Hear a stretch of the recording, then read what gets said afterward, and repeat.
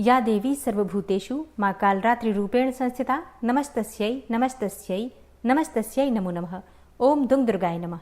आप सभी को शारदीय नवरात्रि की सप्तमी तिथि माँ कालरात्रि की पूजा की हार्दिक शुभकामनाएं। माँ कालरात्रि सदैव आपकी रक्षा करें।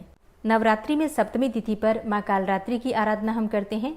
तो आज की इस वीडियो में आप जानने वाले हैं कि माँ कालरात्रि की पूजा नवरात्रि की सप्तमी पर किस प्रकार से करनी चाहिए, माँ का प्रिय भोग क्या है जो आज हमें अर्पित करना है, प्रिय रंग क्या है जिसे धारण करके आज हमें माँ की आराधना करनी है, मंत्र क्या है जिसका हमें जप करना है और माँ का स्वरूप क्या है जिसका हमें पूजा के समय ध्यान करना है।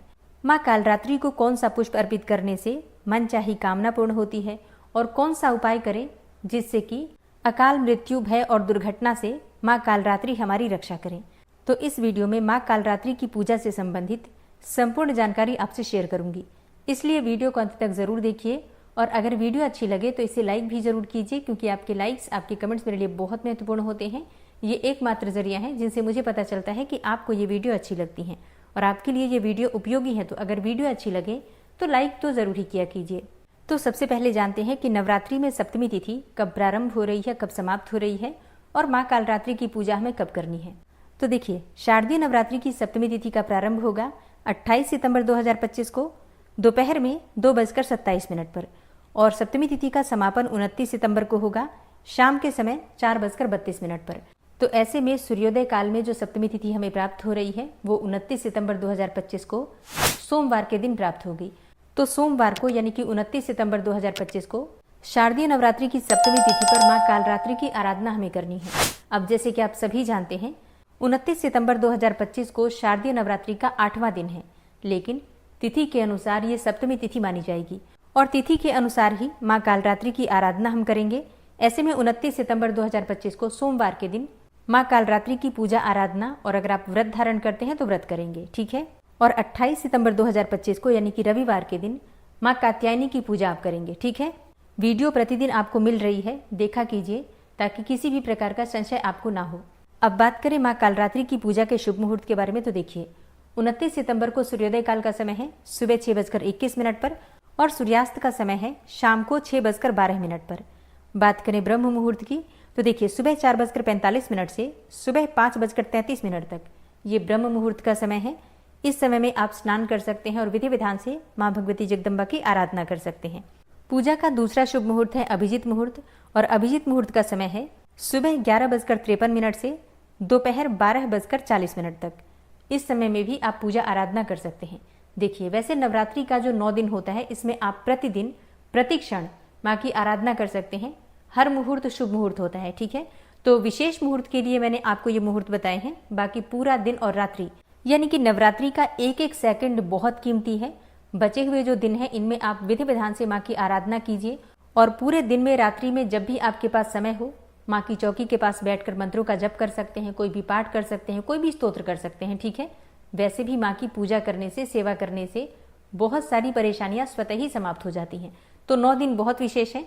कोई शुभ मुहूर्त मत देखिए, पूरे दिन और रात्रि माँ की सेवा में जितना आपसे बन पड़े, जो भी आपके पास समय उपलब्ध हो उसका उपयोग आप माँ की आराधना में कीजिए, ठीक है।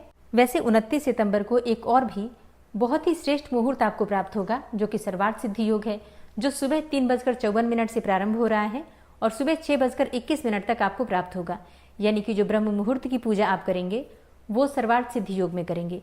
तो सर्वार्थ सिद्धि योग में जब हम पूजा करते हैं, प्रार्थना करते हैं तो उसका फल भी बहुत अधिक प्राप्त होता है और जिस भी कामना से आप पूजा कर रहे होते हैं, चाहे निष्काम भाव से या फिर सकाम भाव से, आपकी वो कामना जल्दी ही पूर्ण हो जाती है। तो आप लोग इस समय का विशेष रूप से उपयोग कीजिए। अब बात करें राहु काल की, क्योंकि राहु काल में कोई भी शुभ कार्य प्रारंभ नहीं करना है, तो वो समय होगा सुबह 7:30 से सुबह 9 बजे तक। ये 1.5 घंटे का समय है। इस समय में कोई भी शुभ कार्य प्रारंभ नहीं करना है, लेकिन अगर आप पहले से कर रहे हैं तो बिल्कुल कर सकते हैं, ठीक है। और चलिए अब जानते हैं कि माँ कालरात्रि की पूजा का महत्व क्या है और इनकी पूजा से कौन कौन से फायदे होते हैं और संपूर्ण पूजा विधि क्या है। नवरात्रि की सप्तमी तिथि पर माँ कालरात्रि की पूजा आराधना करने से भय से मुक्ति मिलती है, रोगों से मुक्ति मिलती है, समस्त प्रकार के कष्टों का विनाश हो जाता है। इसके साथ ही भूत प्रेत, अकाल मृत्यु या रोग शोक आदि का जो भय होता है, हमेशा मन में एक अज्ञात भय अगर व्याप्त रहता है तो सभी प्रकार की परेशानियों से मुक्ति मिल जाती है माँ कालरात्रि की आराधना से। और हाँ, इसके अलावा जैसे कि अगर आपकी जन्म कुंडली में 7.5 का प्रभाव है या ढैया से आप बहुत अधिक परेशान हैं, शनि के गोचर या दशा में आपको बहुत अधिक परेशानियां हो रही हैं या राहु केतु से संबंधित कोई भी परेशानी है, तो बुरे ग्रहों का प्रभाव समाप्त हो जाता है माँ कालरात्रि की आराधना करने से।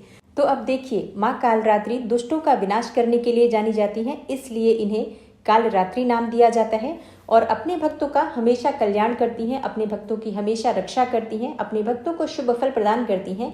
इसलिए माँ कालरात्रि का एक नाम शुभंकरी भी है। और अगर नवरात्रि की सप्तमी तिथि पर विधि विधान से सच्चे मन से समर्पित भाव से माँ कालरात्रि की आराधना की जाती है तो समस्त प्रकार के दुख और संतापों से मुक्ति मिल जाती है। इसलिए नवरात्रि की सप्तमी तिथि पर माँ कालरात्रि की आराधना अत्यंत आवश्यक है।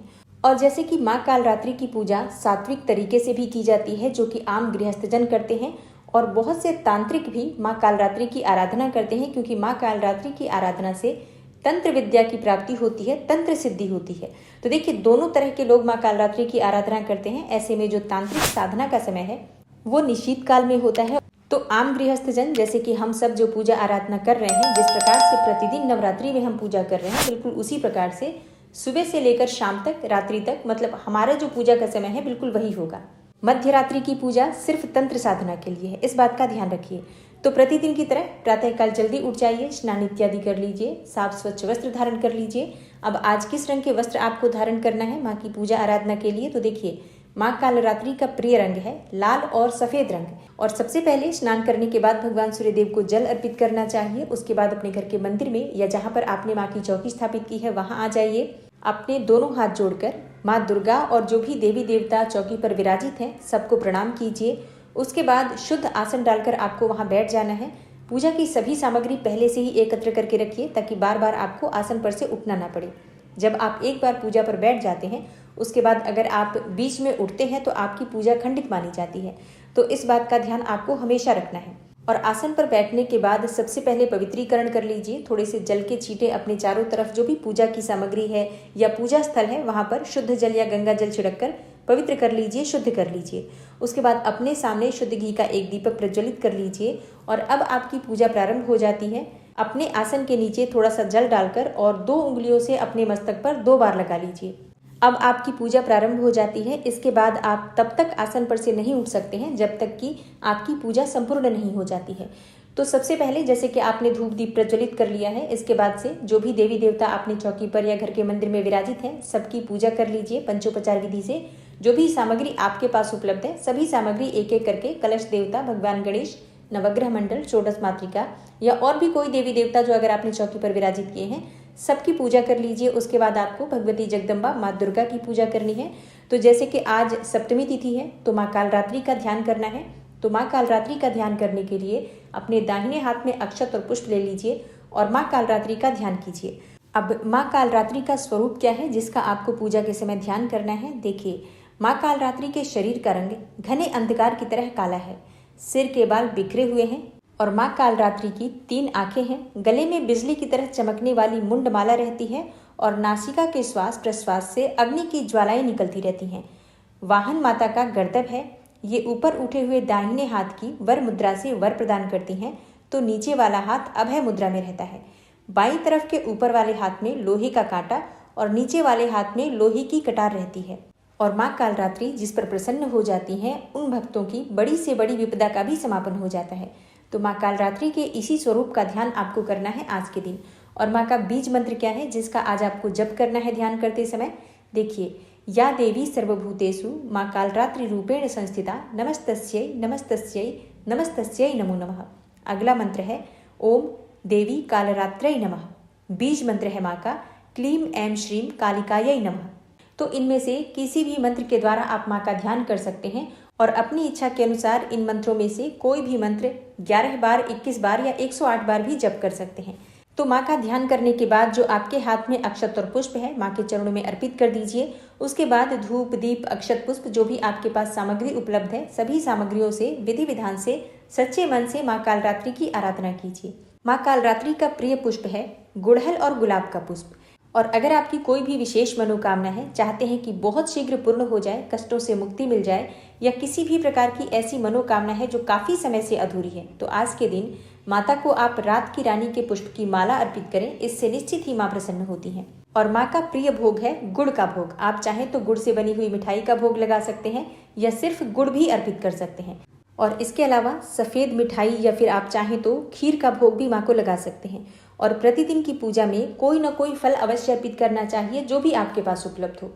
और हाँ, बात करें आज के उपाय के बारे में, तो देखिए, जैसा कि मैंने आपको वीडियो के शुरू में ही बताया, माँ कालरात्रि की पूजा से सभी प्रकार की नकारात्मक शक्तियों का नाश होता है, मन से भय समाप्त होता है। चाहे अकाल मृत्यु का भय हो या फिर दुर्घटना का भय हो, या कई बार आकस्मिक दुर्घटना का संयोग ग्रहों के अनुसार भी बना होता है, या परिवार में कई बार किसी के किए कराए का तंत्र मंत्र का प्रभाव भी बना रहता है। तो आज के दिन आपको क्या करना है, जब आप माँ की पूजा करते हैं तो कुछ अधिक मात्रा में गुड़ अर्पित कीजिए। कुछ अधिक मात्रा से मेरा मतलब है कि आप चाहे तो 1 किलो, 1.25 किलो तक गुड़ अर्पित कर सकते हैं, आधा किलो भी अर्पित कर सकते हैं, मतलब 500 ग्राम, या चाहे तो 1.25 किलो तक अर्पित कर दीजिए। अब माँ की पूजा करते समय आप माँ को भोग में ये गुड़ अर्पित कर दीजिए। सारा गुड़ आपको माँ को अर्पित कर देना है। इसके बाद जब आपकी पूजा पूर्ण हो जाती है, आरती हो जाती है, तो इसमें से आधा गुड़ आप किसी ब्राह्मण को दान कर सकते हैं, या ब्राह्मण ना मिले आपको तो किसी मंदिर में, घर के आसपास कोई भी मंदिर हो, वहां पर ले जाकर आप दान करके आ सकते हैं। कोई पुजारी हो तो उसे दे दीजिए, नहीं तो वैसे ही मंदिर में रख कर आ जाइए। माँ कालरात्रि से प्रार्थना करके आ जाइए। और जो बाकी बचा हुआ गुड़ है उसे प्रसाद स्वरूप परिवार के सभी सदस्य ग्रहण कर सकते हैं। इस छोटे से उपाय से आपके जीवन की सभी परेशानियां दूर हो सकती हैं, तो ये उपाय जरूर कर लीजिए। अब जैसे कि कई लोगों के प्रश्न होंगे कि हमारे घर के आसपास ना कोई मंदिर है, ना कोई ब्राह्मण है, तब क्या करें। देखिए, ऐसे में आप किसी जरूरतमंद को ये गुड़ दान कर दीजिए। मतलब किसी भी गरीब व्यक्ति को जो कि उस गुड़ का प्रयोग कर सके, ऐसे व्यक्ति को ही दान कीजिएगा। तो अगर आप ये उपाय आज कर लेते हैं तो निश्चित ही आपकी कोई भी परेशानी हो, चाहे ग्रहों से संबंधित पीड़ा हो, आर्थिक, शारीरिक, मानसिक कोई भी परेशानी आपके जीवन की हो, निश्चित ही माँ कालरात्रि की कृपा से वो दूर हो जाती है। तो ये उपाय आप सुबह भी कर सकते हैं, चाहे तो शाम को भी कर सकते हैं।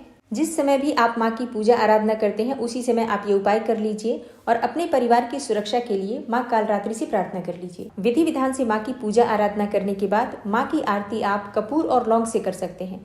और अगर आप अष्टमी, नवमी और कन्या पूजन की और कलश विसर्जन की संपूर्ण जानकारी चाहते हैं, व्रत के पारण का शुभ मुहूर्त जानना चाहते हैं, तो चैनल पर वीडियो अपलोड हो चुकी है, जरूर देख लीजिए। उम्मीद करती हूँ ये वीडियो आपके लिए उपयोगी होगी। वीडियो अच्छी लगी हो तो लाइक कीजिए, संभव हो तो शेयर भी कीजिए, और चैनल पर पहली बार आए हैं तो सब्सक्राइब करके बेल आइकन को जरूर प्रेस कर लीजिए, ताकि सभी वीडियोज की नोटिफिकेशन आपको सही समय पर प्राप्त हो।